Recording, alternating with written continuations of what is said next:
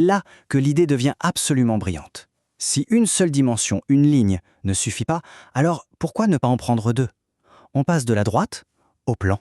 Et voilà, bienvenue dans le plan complexe. L'axe horizontal, c'est notre axe des réels habituels. C'est là qu'on place la partie X. Et hop, on ajoute un axe vertical. C'est l'axe des imaginaires pour la partie Y. Et d'un coup, chaque nombre complexe, x plus i, devient un point unique sur ce plan, avec les coordonnées x, y. C'est une façon de voir les choses qui change tout. C'est super puissant.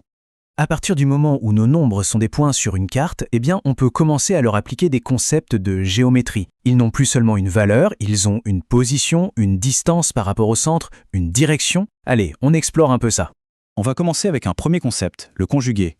En fait, c'est super simple. Si on a un nombre z qui est égal à x plus i, son conjugué, qu'on note z avec une petite barre dessus, c'est tout simplement x moins i. On a juste à inverser le signe devant la partie imaginaire. C'est tout. Et géométriquement, ça donne quoi? Eh bien, l'image ici l'illustre parfaitement. Le nombre et son conjugué sont comme des images dans un miroir.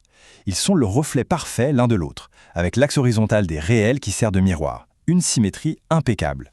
Maintenant, parlons du module. Le module, en gros, c'est la distance entre le point de départ, l'origine, 0, 0, et notre nombre. On peut le voir comme la longueur ou la grandeur de ce nombre. D'ailleurs, pour le calculer, on utilise une formule qui ressemble comme deux gouttes d'eau au bon vieux théorème de Pythagore. Visuellement, c'est encore plus simple. Imaginez une flèche qui part de l'origine et qui pointe vers notre nombre. Eh bien, le module, c'est la longueur de cette flèche, tout simplement. C'est une mesure de sa taille, de sa magnitude. Ok, donc on a la longueur de la flèche. Mais il nous manque sa direction, non?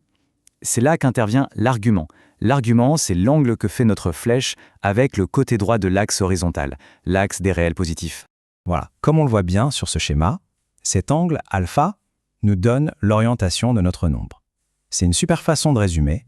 Le module dit « voici la distance à parcourir » et l'argument dit « et voici la direction à prendre ».